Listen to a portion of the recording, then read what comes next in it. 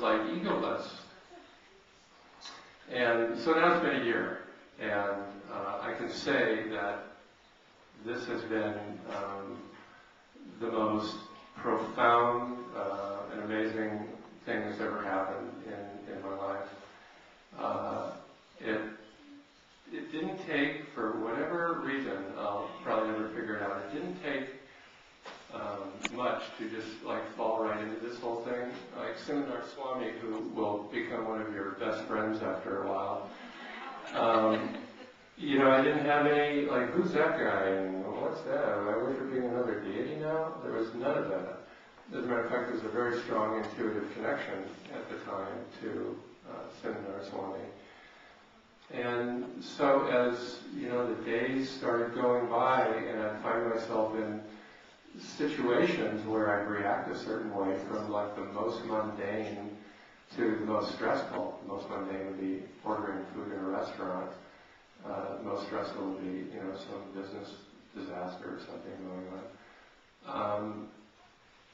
It wasn't Jeff anymore that was, I'll give you a graphic example. Well, this might not be, this might sound very bizarre, but this is the morning after we got home, and I woke up and I went to this restaurant that I've been to many times, and I placed an order standing at the counter. The same people I'd always, you know, talked to. And when I opened my mouth and I started talking, I was like much bigger than me and my voice, and I found myself watching the voice and the body talking. And as I was talking, I remember like Jeff, I mean a real I, was watching all of this. And it was just delightful.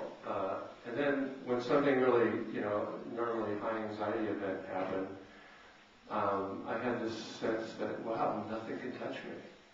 I'm like not any of these events that are unfolding anymore. They're unfolding, but, you know, they're not me. So I hope that wasn't too abstract and philosophical. And I have to say one thing about this organization. It's not really an organization. It's not really a religion. It looks like a religion. A friend of mine says, well, if it looks like a duck and it quacks like a duck, it's a duck. It's not. It really isn't. I mean, when you have someone as great as dadaniru, and you write it down, and then you give it a name, and it's spelled out for big non, etc., it starts sounding like a religion, but it's really not.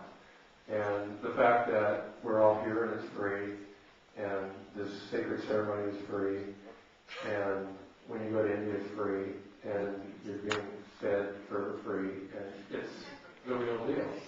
And when you want help, if you have a question or a doubt or a concern of any kind, the people that are part of this, some of them were with Dada 25 years ago, I mean, they're in this room, and they're available any time of day or night to talk to you. And it's just, and I think I've abused that privilege, but it's been really incredible. So welcome to all of this.